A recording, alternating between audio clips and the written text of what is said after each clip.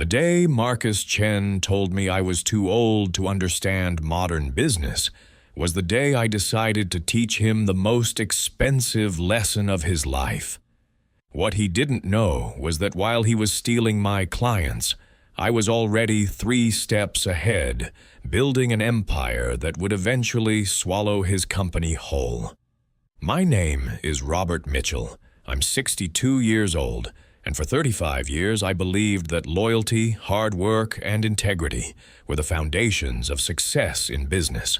On March 14th, 2024, my 38-year-old business partner showed me I was living in a fantasy. That morning started like any other Thursday.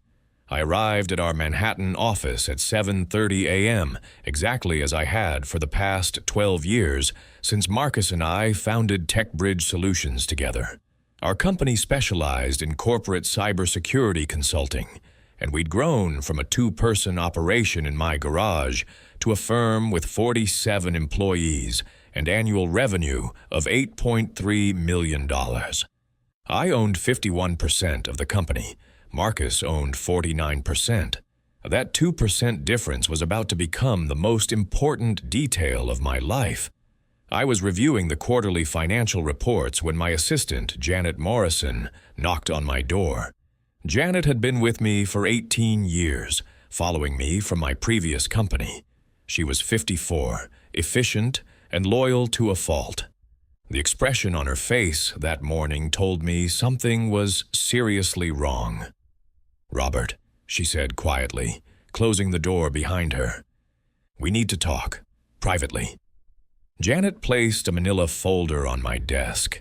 Inside were printed emails, text message screenshots, and meeting notes. For the next 20 minutes, I read through evidence of the most systematic betrayal I'd ever experienced in my professional life. Marcus had been meeting secretly with our 5 largest clients. He'd been telling them that I was losing my edge, that my outdated approaches were holding the company back, and that he was planning to start his own firm with younger, more innovative leadership. But that wasn't the worst part. The worst part was the email dated February 28th, where Marcus told David Price, CEO of Thornton Industries, our biggest client worth $1.2 million annually. "Robert's a dinosaur who can't adapt to AI-driven security. Once I break free from his dead weight, I'll bring your account to my new company and cut your costs by 30%. "How did you get these?" I asked Janet, my hands steady despite the rage building in my chest. "Marcus accidentally CC'd me on one of the emails 3 weeks ago," she explained. "He tried to recall it, but I'd already saved it. After that, I started paying attention. Robert, he's been using company resources to build his client list.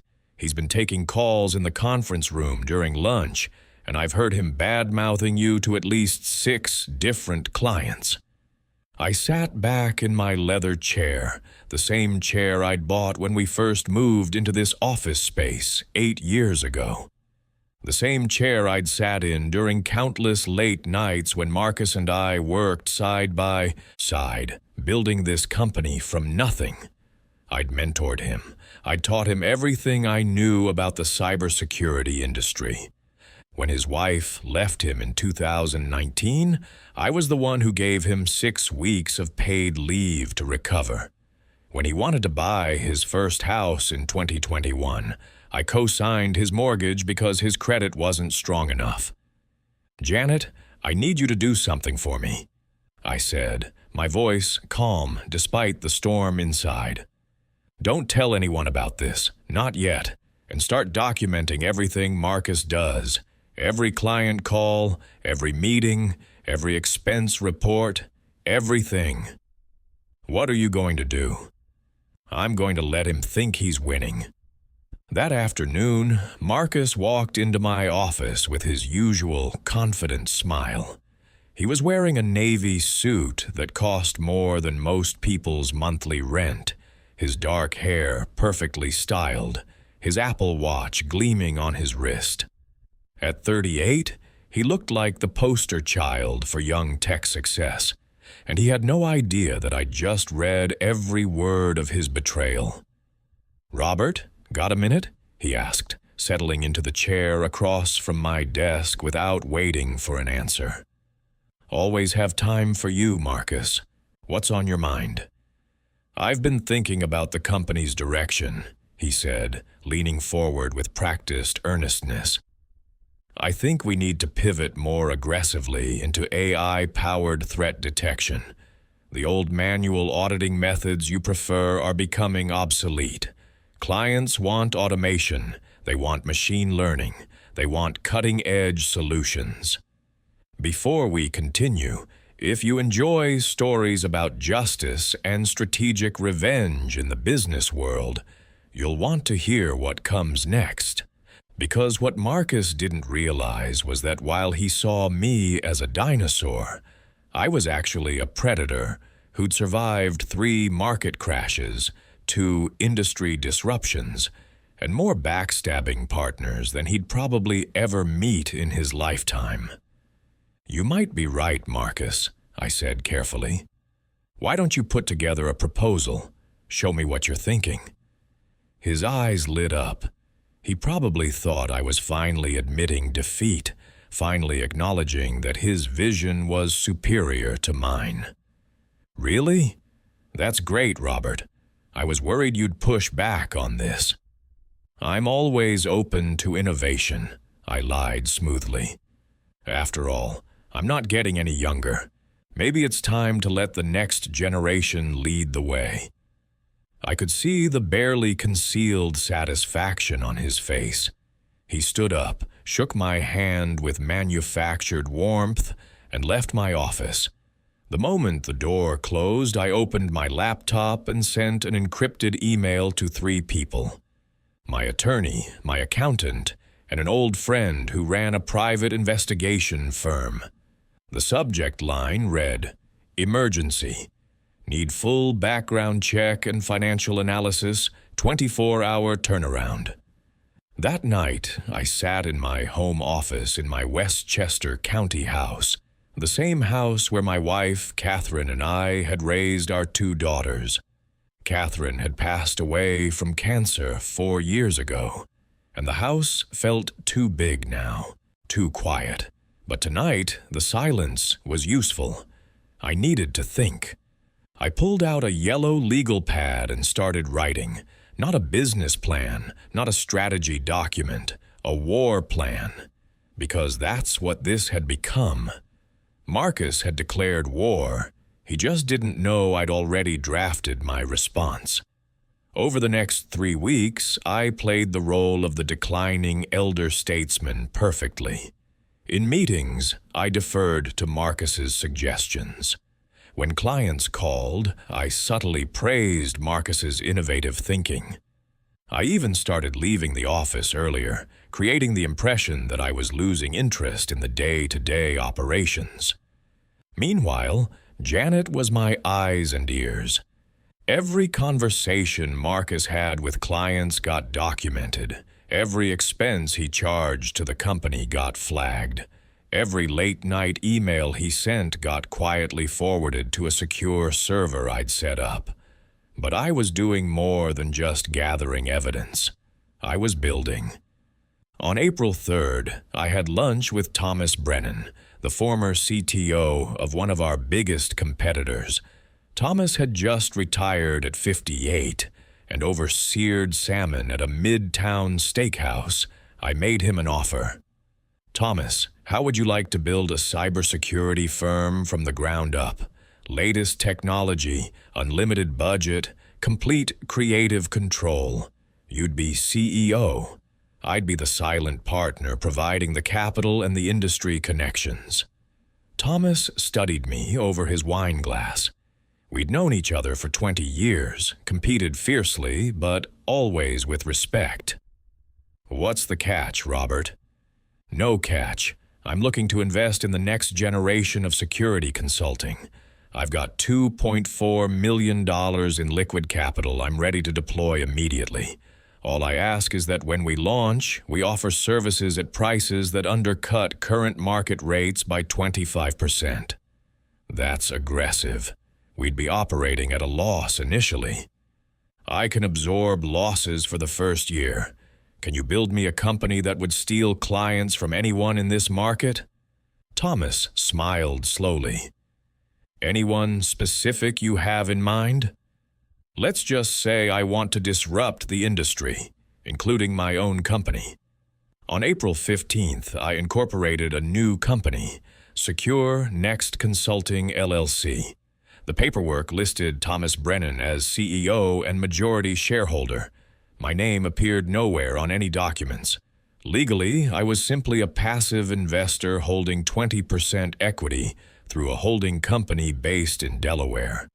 In reality, I was funding everything. By April 30th, we'd leased office space in Midtown, hired 3 senior consultants that I personally recommended, and launched a website that looked like it had been designed by a Silicon Valley startup. Everything was cutting edge. Everything was AI-powered. Everything was exactly what Marcus had been telling clients the industry needed. During this entire time, Marcus continued his campaign against me at TechBridge. He held meetings with clients without me. He reorganized departments without my input. He hired 2 new junior consultants and made sure they reported directly to him. He was building his parallel power structure, preparing for the day he'd announce his departure and take half the company with him. What Marcus didn't understand was that in business, as in chess, you have to think multiple moves ahead. And while he was focused on his next move, I was already planning the endgame. On May 8th, I received the full report from my private investigator. It was 47 pages long, and it was devastating. Marcus had been using company credit cards to pay for his new company's expenses. He'd been conducting job interviews in our conference rooms. He'd been using our proprietary client data to build pitch decks for his future business. Most damning of all, he'd been in active negotiations with 4 of our top 5 clients, promising them contracts at his new firm starting July 1st. But there was something else in the report, something I hadn't expected. Marcus was broke. Despite his expensive suits and luxury watch, despite the BMW he drove and the Tribeca apartment he rented, Marcus Chen was $180,000 in debt. Credit cards maxed out, personal loans from 3 different banks, and based on the investigator's financial analysis, he was counting on his new company to solve all his problems. He needed those stolen clients. He needed that revenue. He was gambling everything on his betrayal succeeding. That's when I realized I didn't just want to beat Marcus. I wanted to destroy him.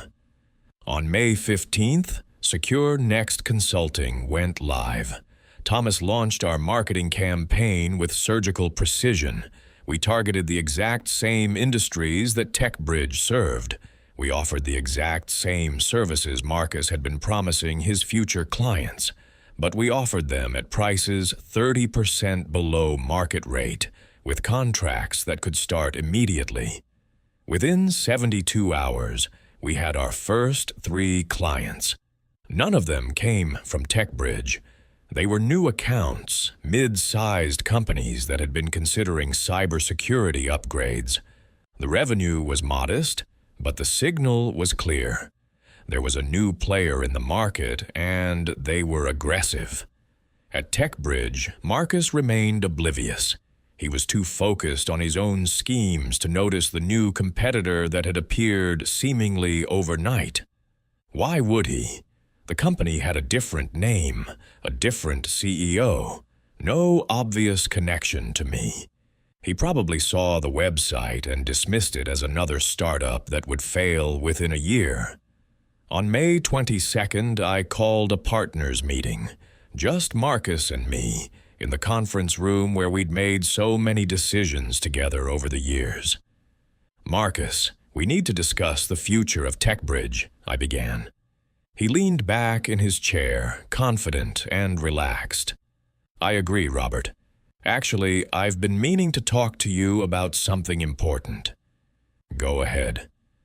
I think it's time we acknowledged that we have different visions for this company. You've built something incredible, but the industry is changing faster than you can adapt. I think we should consider a buyout arrangement. You want to buy me out? I want to buy your 51% stake. I've got investors lined up. We could do this cleanly, professionally. You could retire with dignity, and I could take Tech Bridge in the direction it needs to go. I nodded slowly, as if considering this. What kind of valuation are you thinking? Based on current revenue and industry multiples, I'm thinking $3.2 million for your stake. That's generous, Robert. That's more than fair. I pulled out my phone and opened a calculator app, tapped a few numbers. That values the entire company at about $6.3 million. But our annual revenue is $8.3 million. Standard industry multiple is 2x to 3x revenue for a firm like ours. So we should be valued between $16 million and $25 million. Marcus's smile became strained. Those multiples don't apply to firms dependent on aging leadership. Without you actively involved, the company's worth less. You know that. So you're saying the company is worth less because of me, but you want to buy my shares so you can run it? Robert, don't make this difficult. This is a good offer. I stood up and walked to the window, looking out over Manhattan's skyline. 40 stories below, millions of people were going about their lives, unaware that in this conference room, a war was being waged. Counteroffer, Marcus. You buy my shares for $8 million, or I buy your shares for $4 million. You have 48 hours to decide. His face went white. That's insane. I don't have $8 million, and you know it. And I'm not selling my shares for $4 million when they're worth at least $6 million. Then I guess we're at an impasse. I walked out of the conference room, leaving Marcus sitting there, probably calculating his options. What he didn't know was that I'd already limited those options to exactly what I wanted. That night at 11:47 p.m., I received an email from David Price, the CEO of Thornton Industries, our largest client. The subject line read, "Tech Bridge Contract Renewal." I opened it, my heart rate steady despite knowing what I might find. "Robert, I wanted to give you a heads up before making this official. We've decided not to renew our contract with TechBridge when it expires next month.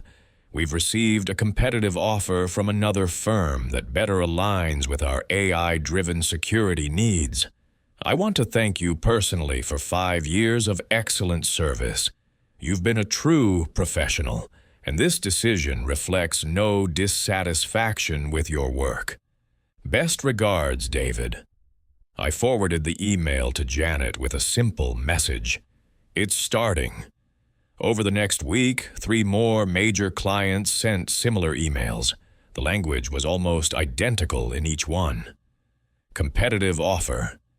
AI-driven security needs. No dissatisfaction with your work. Marcus had finally made his move. He was pulling the trigger on his client theft, probably planning to announce his departure within the next 2 weeks, taking $3.8 million in annual revenue with him. By June 1st, TechBridge Solutions had lost 4 of its 5 largest clients. Our projected annual revenue had dropped from $8.3 million to $4.5 million. The company I'd built over 12 years was hemorrhaging value by the day, and I was exactly where I wanted to be.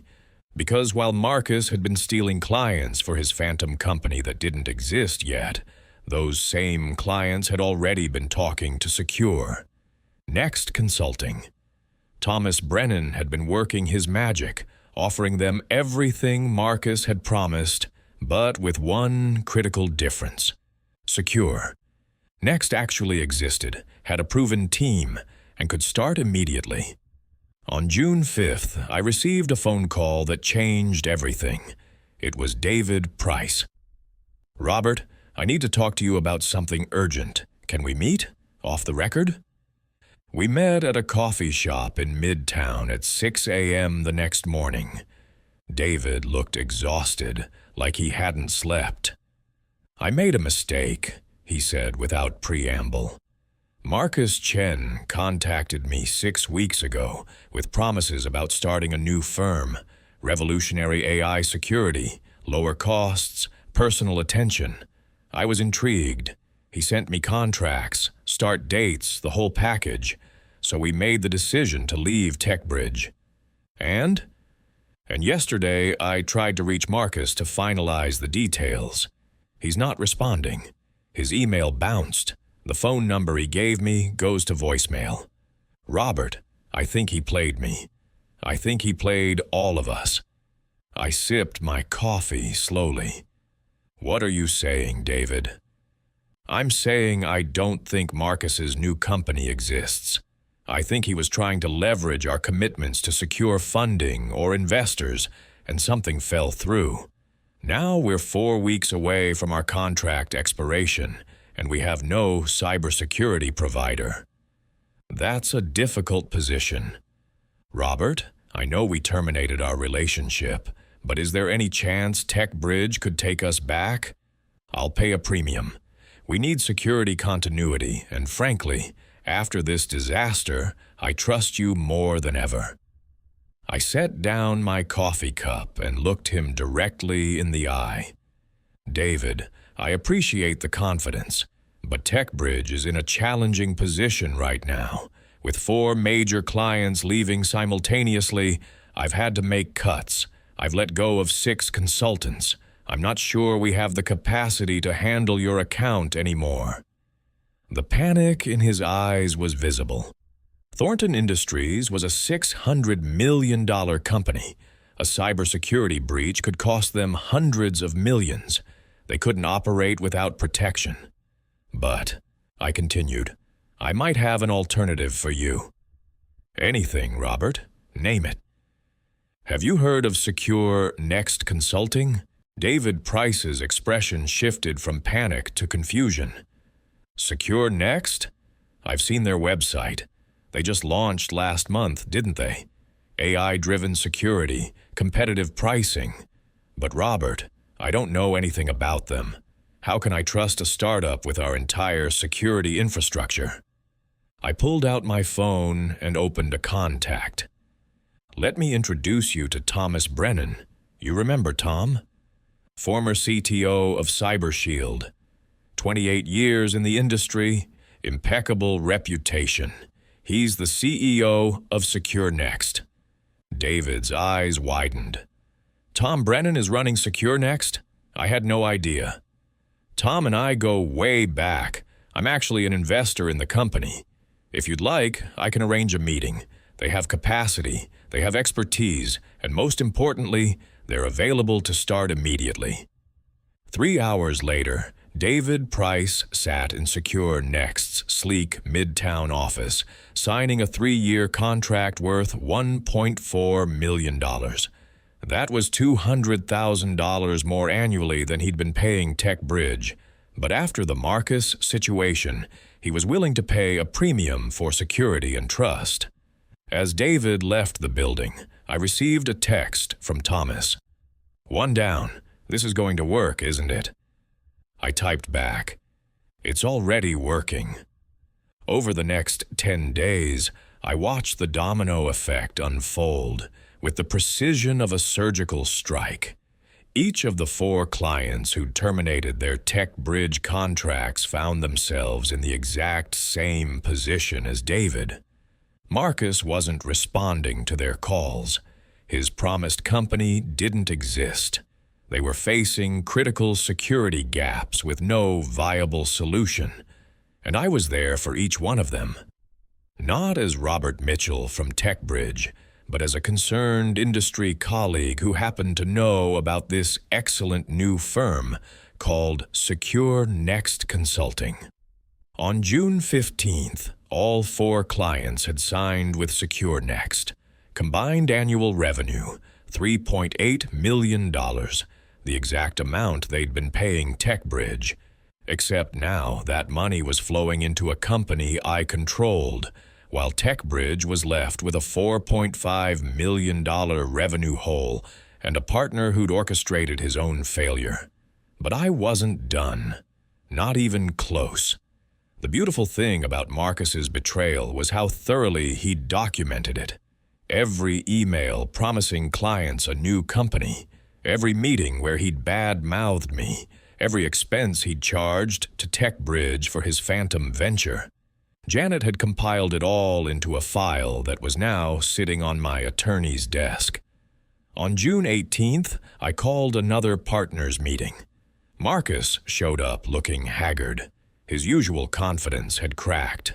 He'd clearly spent the past 2 weeks trying to salvage his client theft, only to discover that those clients had already moved on.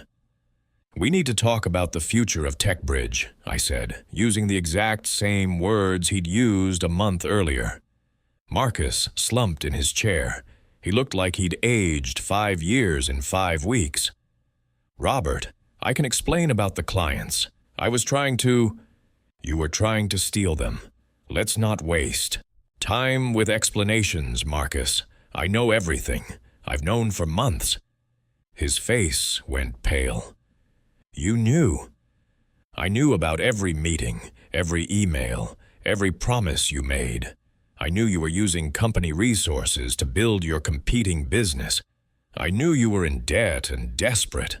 I knew everything. Then why didn't you stop me?" I leaned forward. "Because I wanted you to commit fully. I wanted you to burn every bridge, betray every relationship, and put all your eggs in one basket. And then I wanted to take that basket and light it on fire." Marcus's hands were shaking. "What do you want?" "I want to buy your 49% stake in TechBridge Solutions, and I'm going to tell you exactly what I'm willing to pay." I slid a folder across the table. Inside was a detailed valuation of the company. With $4.5 million in remaining annual revenue, multiple departures of senior clients, and a severely damaged reputation in the market, TechBridge was now worth approximately $7.8 million. A year ago, it had been worth $22 million. Your 49% stake is worth $3.8 million based on this valuation, I said, but we both know you can't afford to stay. You've got no clients, no credibility, and I have documented evidence of corporate fraud, breach of fiduciary duty, and theft of company resources. If I take this to court, you won't just lose your shares. You'll lose everything and possibly face criminal charges. You're bluffing. I pulled out a second folder. This one contained copies of everything Janet had collected, plus the private investigator's report, plus signed affidavits from 2 employees who'd witnessed Marcus's activities. "Try me," I said quietly. Marcus stared at the documents, his face ashen. "What are you offering?" $400,000 for your 49% stake. Cash, immediate transfer, clean break. You sign the papers today and I'll agree not to pursue legal action. You'll sign a non-compete agreement, an NDA, and a release of all claims against the company. In return, you walk away with enough money to pay off your debts and start over somewhere else. That's 10 cents on the dollar? That's more than you deserve, and it's the only offer you're going to get. Take it, or I'll see you in court, where you'll walk away with nothing but legal bills." Marcus sat there for a full minute, his entire body rigid with rage and defeat. Finally, he spoke, his voice barely a whisper. "I need to think about it. You have until 5 p.m. today. After that, the offer drops to $200,000. He stood up abruptly, his chair scraping against the floor. "You know what, Robert? You were right. You're not too old for this industry. You're just too ruthless." "I learned from the best," I replied. "You taught me that loyalty is weakness, that trust is a liability, and that in modern business, the only thing that matters is winning. Congratulations on your excellent instruction." Marcus walked out without another word. At 4:47 p.m., my attorney received a signed acceptance of the buyout terms. By 5:30 p.m., $400,000 had been transferred to Marcus Chen's account, and I owned 100% of TechBridge Solutions. But the real work was just beginning. With Marcus gone, I spent the next 3 weeks restructuring TechBridge completely. I brought in new leadership, promoted Janet to COO, hired back 2 of the consultants I'd let go, and most importantly, I positioned TechBridge to focus on a specific market niche that SecureNext wasn't targeting. Small to medium-sized businesses that needed affordable, personalized security consulting. The strategy was deliberate. TechBridge would handle the $100,000 to $500,000 clients. SecureNext would handle the $500,000 to $5 million clients. Together, they'd dominate 2 different segments of the market, and nobody would ever know they were connected. By July 20th, TechBridge had signed 3 new clients with a combined annual revenue of $950,000. Not enough to replace what we'd lost, but enough to stop the bleeding. Meanwhile, SecureNext was thriving. Thomas had brought on 2 more major clients beyond the 4 we'd reclaimed from Marcus, bringing SecureNext's annual revenue to $6.2 million. Between my 100% ownership of TechBridge and my 20% stake in SecureNext, I was now controlling approximately $11 million in annual cybersecurity revenue, more than I'd had when Marcus was my partner. And then came the phone call I'd been waiting for. On August 3rd at 11:23 p.m., my personal cell phone rang. Unknown number.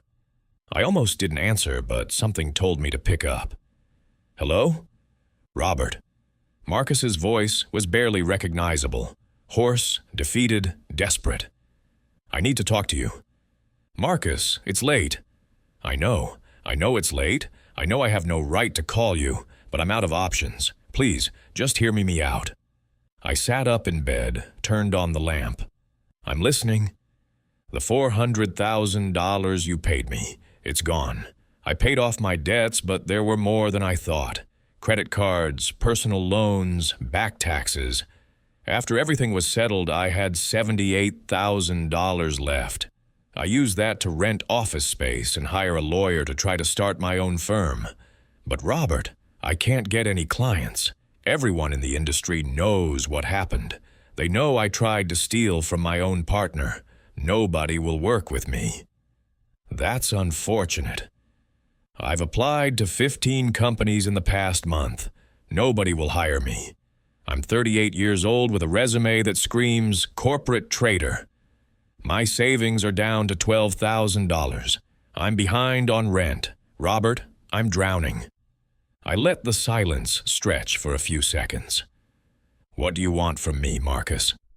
"A job. Any job. I'll work as a junior consultant. I'll take a pay cut. I'll do whatever it takes. You were right about everything. I was arrogant, I was stupid, and I destroyed my own career trying to destroy you. Please, I'm begging you." Part of me, a very small part, felt something like pity. This was a man I'd worked alongside for 12 years, a man I'd mentored, supported, trusted. But then I remembered his words. Robert's a dinosaur who can't adapt. Too old for this industry. Dead weight.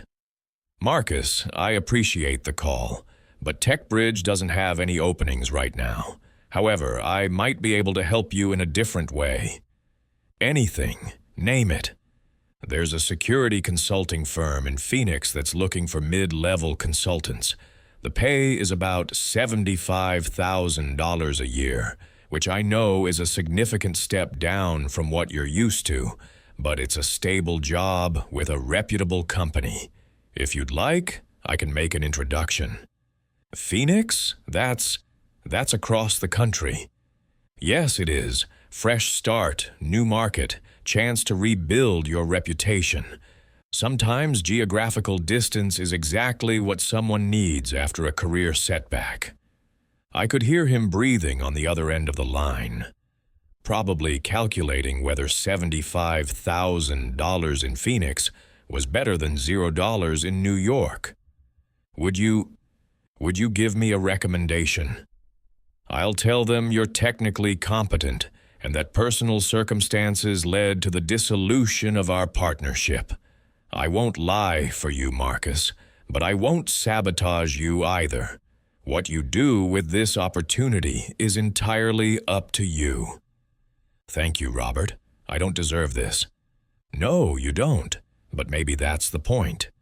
3 weeks later, Marcus Chen moved to Phoenix to start his new job. I heard from the hiring manager that he was working hard, keeping his head down, and slowly rebuilding his professional credibility. He'd learned his lesson the hard way, but at least he'd learned it. Meanwhile, my two-company strategy was exceeding every projection. By September, TechBridge had climbed back to $6.1 million in annual revenue. SecureNext had reached $8.9 million. Combined, I was overseeing $15 million in cybersecurity revenue, almost double what TechBridge alone had been generating when Marcus was my partner. But the market had noticed. Other firms were starting to ask questions. How did this new company, SecureNext, appear out of nowhere and immediately capture major clients? Who was really behind it? Why did TechBridge and SecureNext never compete for the same contracts? On October 12th, I received a call from Jennifer Walsh, a reporter for Tech Business Weekly, a trade publication that covered the cybersecurity industry.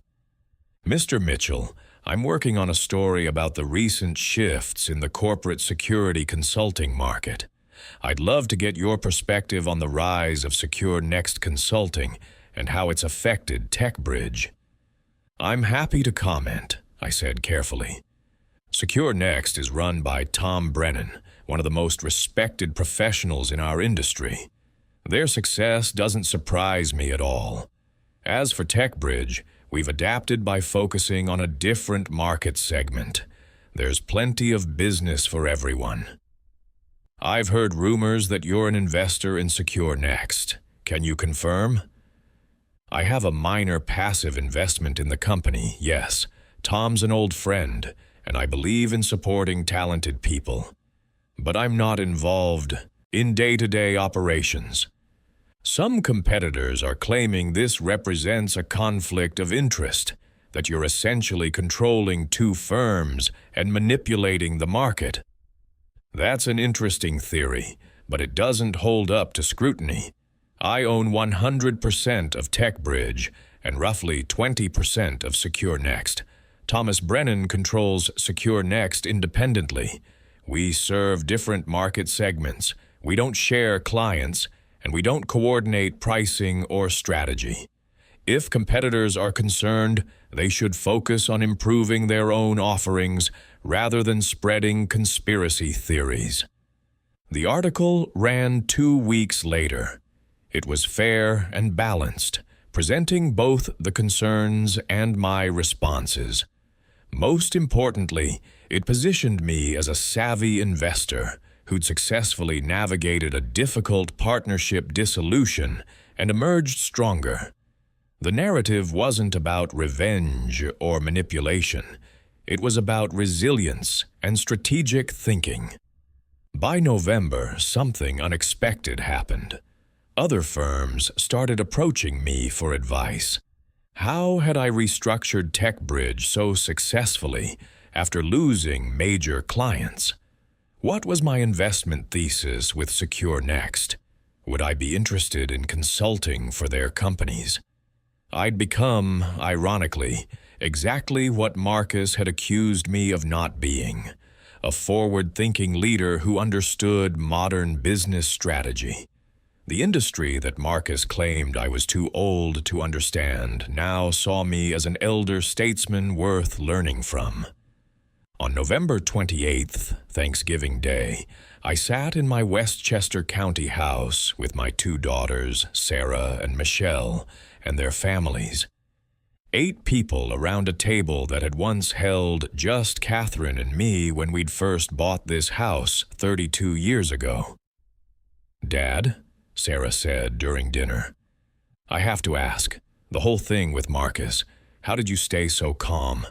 How did you not just confront him immediately when you found out what he was doing?" I set down my fork and thought about the question.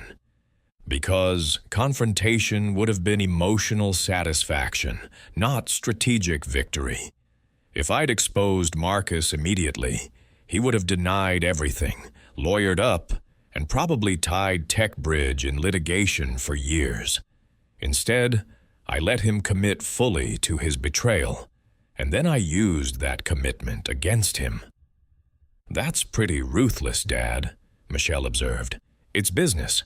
Marcus taught me that the old rules don't apply anymore, so I learned the new rules and beat him at his own game." "Do you feel bad for him?" Sarah asked. "I mean, you basically destroyed his career." "Marcus destroyed his own career. I just made sure the consequences were proportional to his betrayal. But, to answer your question, yes, sometimes I feel bad. Not because he didn't deserve what happened, but because I wish it hadn't been necessary. I wish loyalty still mattered. I wish hard work and integrity were enough. But in the world Marcus chose to inhabit, they're not.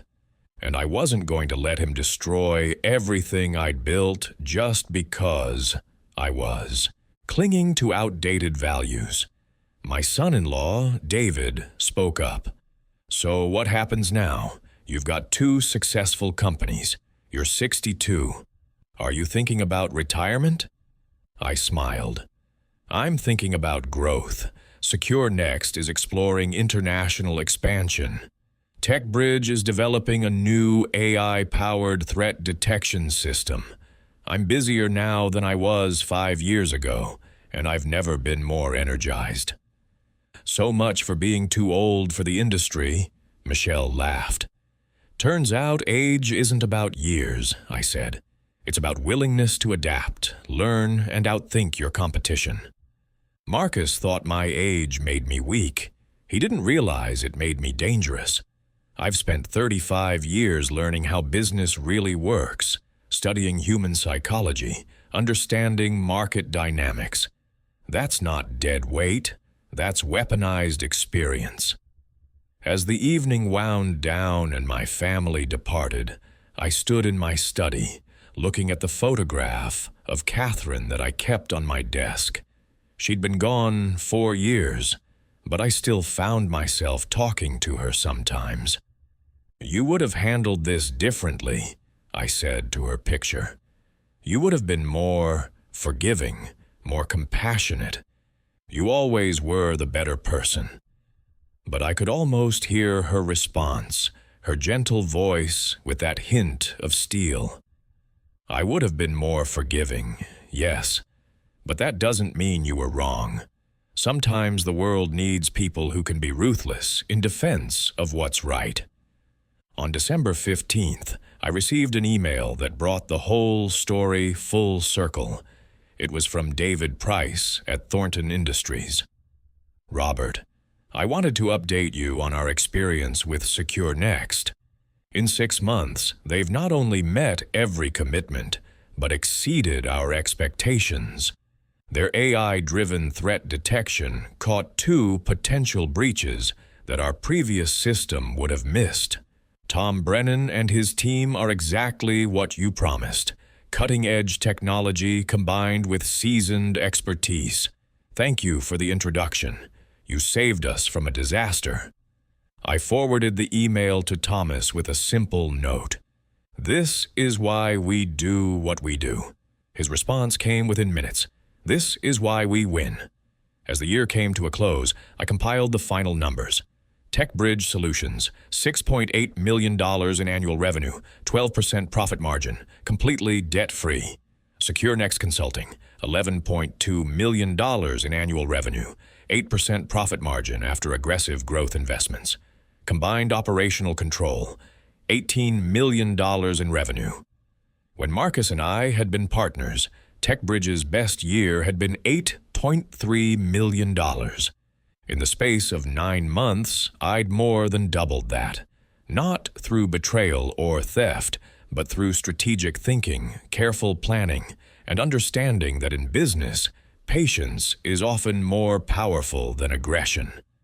The final piece of the puzzle fell into place on December 28th, when I received a call from a private equity firm based in Boston. Mr. Mitchell, we've been watching the cybersecurity consulting market closely. We're particularly impressed with TechBridge's recovery and growth trajectory. We'd like to discuss a potential acquisition. We're prepared to offer $15 million for 100% of TechBridge Solutions. I leaned back in my office chair, the same chair where I'd first learned of Marcus's betrayal 9 months ago. $15 million, almost double what the company had been worth at its peak with Marcus, almost 40 times what I'd paid him for his shares. I appreciate the interest, I told the PE firm, but TechBridge isn't for sale. However, I might be interested in discussing a strategic partnership. Give me a few weeks to think about what that might look like. After I hung up, I allowed myself a rare moment of satisfaction. Not celebration, not gloating. Just quiet acknowledgement that the strategy had worked. That the old man who was supposedly too outdated for the modern industry had not only survived, but thrived. Marcus had been right about one thing. The industry was changing. What he'd been wrong about was thinking that age and experience were liabilities in that changing landscape. In reality, they were the greatest assets anyone could have, as long as they were combined with adaptability and strategic thinking. But the story wasn't quite over yet. There was still one more move to make, one final lesson to teach, and it would require patience, timing, and a little bit of poetic justice. 6 months passed. It was now June 2025, a full year since Marcus had signed away his shares for $400,000. In that time, the cybersecurity landscape had continued to evolve, and I'd positioned myself at the center of that evolution. TechBridge Solutions had grown to $8.4 million in annual revenue, surpassing even our peak performance with Marcus. Secure. Next Consulting had reached $14.7 million, making it one of the fastest-growing security firms in the Northeast. Between direct ownership and investment stakes, I was now overseeing more than $23 million in annual revenue. But numbers, as satisfying as they were, weren't the real story. The real story was about transformation, redemption, and one final act that would close this chapter completely. On June 14th, 2025, I flew to Phoenix, Arizona. It was 112 degrees when I landed, the kind of dry heat that makes you wonder why anyone chooses to live in the desert. I rented a car and drove to a modest office building in Scottsdale, where Marcus Chen now worked for Sentinel Security Partners. I hadn't told him I was coming. I wanted the element of surprise, not for cruelty, but because I needed to see who Marcus had become without the advance notice that would let him prepare a performance. The receptionist at Sentinel directed me to the 3rd floor, where Marcus worked in a shared office space with 3 other consultants. Through the glass walls, I could see him at his desk, working on a laptop, his posture focused and professional. He'd lost weight. His expensive suits had been replaced with business casual. The watch was gone. I knocked on the doorframe. Marcus looked up, and for a moment, his face cycled through confusion, recognition, and then something like resignation. "Robert," he said, standing up quickly. I wasn't expecting you." "I know. Do you have a few minutes to talk?" He glanced at his colleagues, then gestured toward a small conference room. We walked there in silence, and I could feel the curious stares of his co-workers. They probably knew the story, or at least a version of it. Once we were alone, Marcus spoke first. "If you're here to check up on me, I'm doing fine. The job is good.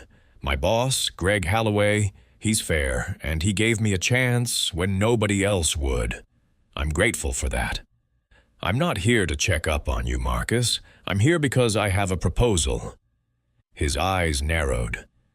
"What kind of proposal?" "Sentinel Security Partners. How's the company doing financially?" "Why do you want to know?" "Humor me." Marcus sighed. "They're struggling. Good reputation, solid client base, but they're undercapitalized. Greg's been trying to secure funding for an expansion, but banks aren't interested. Revenue is about $4.2 million annually, but profit margins are thin. They need at least $2 million in capital investment to upgrade their technology infrastructure and compete with larger firms. And without that investment, they'll probably limp along for another few years then. Either sell to a competitor or shut down. It's a shame, really. Greg's a good guy and the team here knows their stuff. They just don't have the resources to scale." I pulled out a folder from my briefcase. Inside were financial projections, market analyses, and a preliminary acquisition proposal. I slid it across the table to Marcus.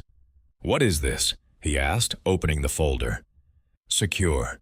Next Consulting is interested in acquiring Sentinel Security Partners.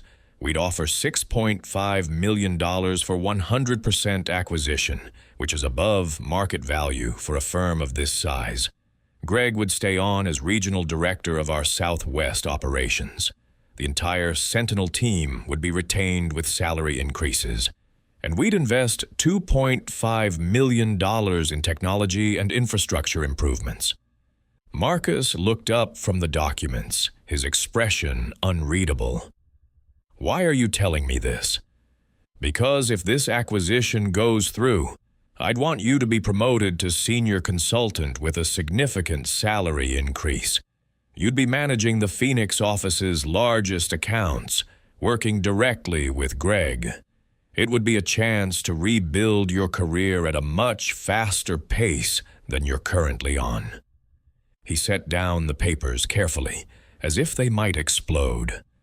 "I don't understand. After everything I did to you, why would you offer me anything?" I leaned back in my chair, choosing my words carefully. "A year ago, you told me I was too old for this industry. You saw my age as a weakness, my experience as dead weight. You thought youth and ambition would always triumph over wisdom and patience. You were wrong, Marcus. But that doesn't mean I want to spend the rest of my career punishing you for being wrong." "So this is charity? You feel sorry for me?" "This is business. You're technically competent, you've learned humility the hard way, and you understand the cost of betrayal. That makes you potentially valuable. The question is whether you can work for someone you once tried to destroy, and whether I can trust someone who once betrayed me. Those are questions neither of us can answer sitting here today." Marcus was quiet for a long moment, staring at the acquisition proposal. When he finally spoke, his voice was thick with emotion. "I've spent the past year thinking about what I did, every single day. The arrogance, the manipulation, the stupidity of thinking I could outsmart you. I've apologized to my family, my friends, anyone who was caught in the blast radius of my mistakes. But I never thought I'd have the chance to apologize to you." I'm not here for an apology, Marcus. I know, but I need to give you one anyway. He looked directly at me, his eyes reddening. I'm sorry, Robert. I'm sorry for betraying your trust, for stealing from the company we built together, for saying you were too old, when the truth was I was too immature. I'm sorry for everything. I nodded slowly. Apology noted. Now let's talk about the future, not the past.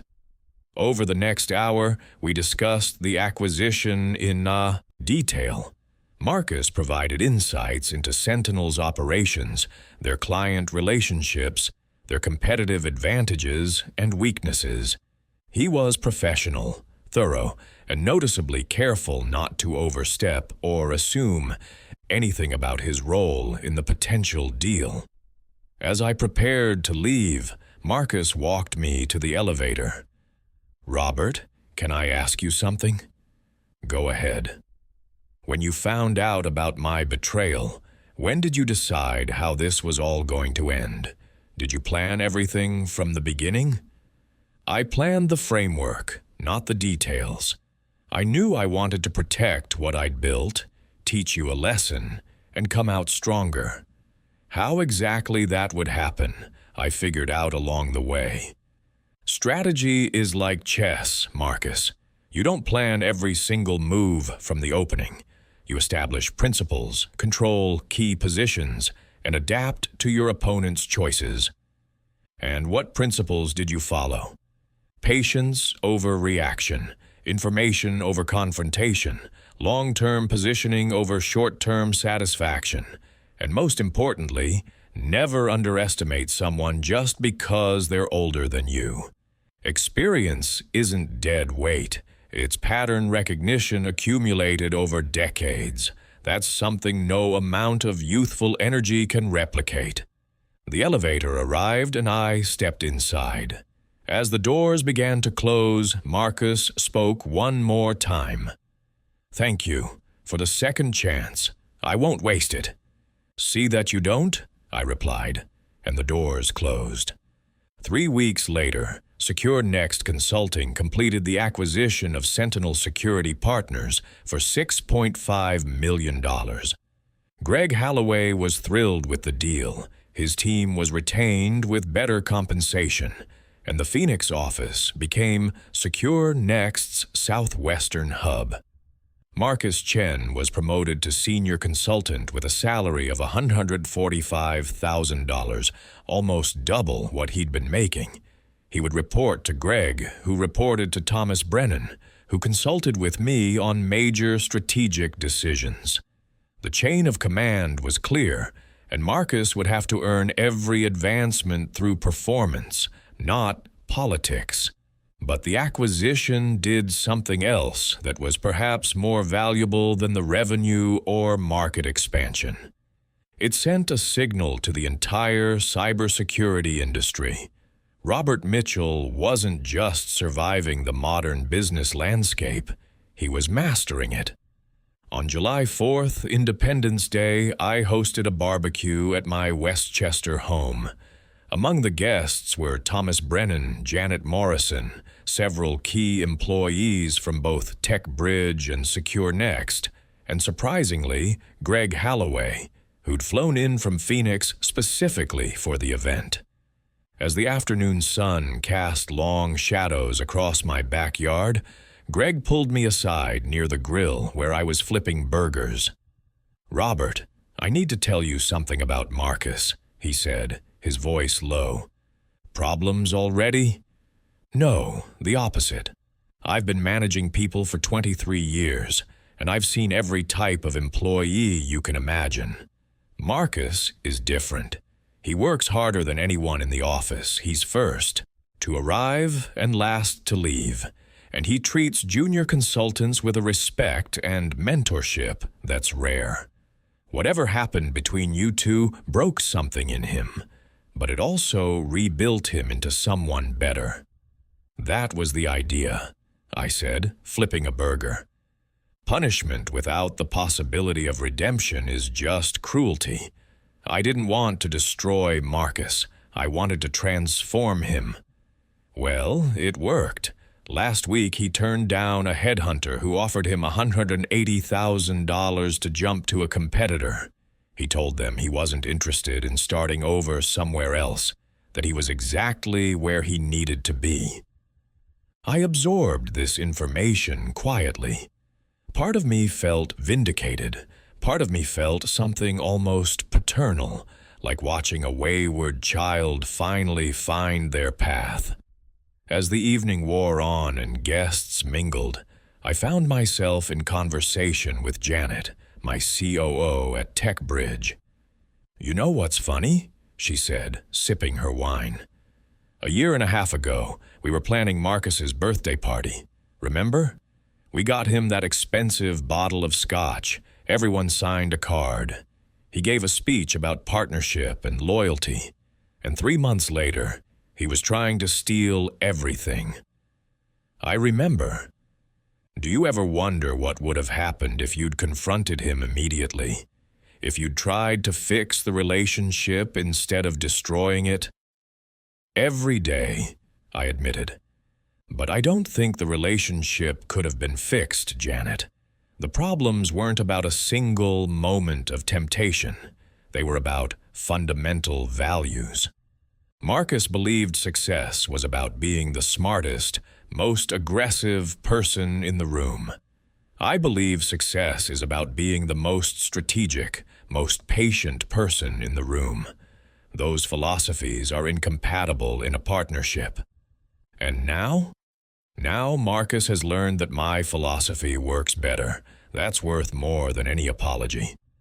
As darkness fell and fireworks began exploding over the Hudson River in the distance, I stood on my back deck, watching my guests laugh and talk. These were people I'd worked with, invested in, trusted. Building this network had taken decades, and it was worth more than any revenue number or acquisition deal. My phone buzzed with an email.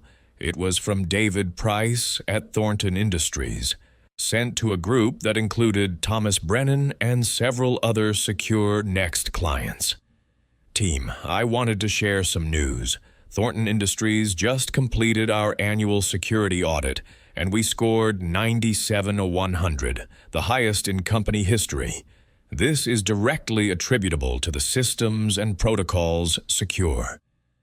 Next implemented, we're renewing our contract for another 3 years with a 15% increase in scope. Thank you for making us safer and stronger." I forwarded the email to Thomas with a note. "This is what winning looks like." His response: "This is what sustainable winning looks like. There's a difference." He was right. Marcus had wanted to win quickly, decisively through aggression and betrayal. But that kind of winning is fragile. It depends on momentum and luck and the continued weakness of your opponents. The winning I'd built was different. It was based on relationships, reputation, strategic positioning, and most importantly, the kind of trust that only comes from consistent integrity over time. On August 22nd, I received an unexpected package at my office. Inside was a handwritten letter on Sentinel Security Partners' letterhead, but the signature at the bottom was Marcus Chen's. "Robert, I'm writing this the old-fashioned way because some things deserve more than an email. It's been 14 months since you bought me out of TechBridge for $400,000. At the time, I was furious, humiliated, convinced you'd stolen from me what I'd earned. Now, with the perspective of time and humility, I understand what you actually did. You gave me exactly what I deserved, which was less than nothing. But then you gave me something I didn't deserve at all. Another chance.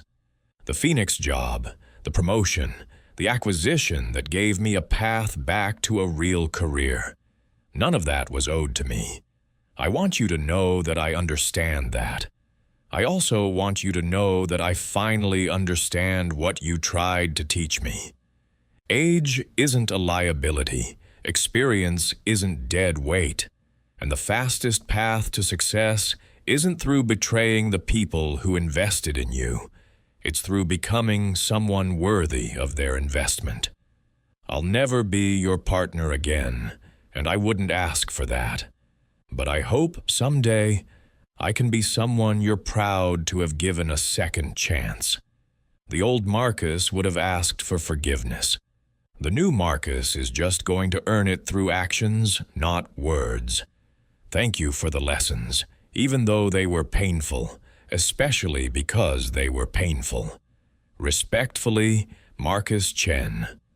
I read the letter 3 times, then filed it away in my desk drawer.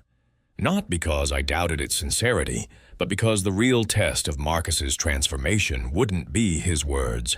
It would be his choices over the next 5, 10, 20 years. By September 2025, the final numbers were clear. TechBridge Solutions, $9.1 million in annual revenue. Secure Next Consulting, including the Sentinel acquisition, $19.8 million in annual revenue. Total operational oversight, $28.9 million. When Marcus and I had been partners at TechBridge's peak, we'd managed $8.3 million in annual revenue. I'd more than tripled that in 18 months, not through betrayal, not through theft, but through strategic thinking, patience, and understanding that in business, as in life, the long game always beats the short game. On October 7th, I turned 63 years old. My daughters threw me a birthday party at a Manhattan restaurant, inviting 50 of my closest friends, family, and business associates. Toward the end of the evening, Sarah stood up to give a toast. Dad, a year and a half ago, you went through something that would have destroyed most people. Your business partner betrayed you, tried to steal your life's work, and told you that you were too old, too outdated, too irrelevant. Tonight, I want everyone here to raise a glass to the man who proved that age is just a number, that experience is power, and that the best revenge is building something so successful that your enemies have to ask you for a job. The room erupted in laughter and applause. I stood up, embarrassed but grateful. Thank you, Sarah, and thank you everyone for being here. I want to say something about the past 18 months because I think there's a lesson in it that matters beyond just business. When Marcus told me I was too old for this industry, part of me wondered if he was right. I'm 63. I grew up in a world without smartphones, without social media, without AI. There were days I felt every one of those years, felt the weight of irrelevance creeping up on me. But here's what I learned. Age doesn't make you obsolete. Refusing to adapt makes you obsolete. I learned AI-driven security protocols. I studied modern business models. I spent nights reading about market disruption and strategic positioning. Not because I had to, but because I refused to prove Marcus right. So, if there's one thing I want everyone here to take away, it's this. You're never too old to learn, never too experienced to adapt, and never too successful to be knocked down. The question isn't whether you'll face challenges. The question is whether you'll use those challenges as an excuse to quit or as motivation to prove everyone wrong. The applause this time was longer, more heartfelt. As I sat back down, I caught Janet's eye across the table. She raised her glass to me with a knowing smile. She'd been there for every step of this journey, from the first day we discovered Marcus's betrayal to the final acquisition that turned crisis into triumph. After the party, as I drove home to Westchester, I thought about Catherine. 4 years gone, but her influence still shaped every decision I made. She would have handled the Marcus situation with more grace, more immediate forgiveness. But she also would have understood why I chose the path I did. Sometimes love means letting people face the full consequences of their choices, because that's the only way they learn. On November 15th, I received a call from the private equity firm in Boston that had offered to buy TechBridge 6 months earlier. Mr. Mitchell, we're following up on our previous conversation.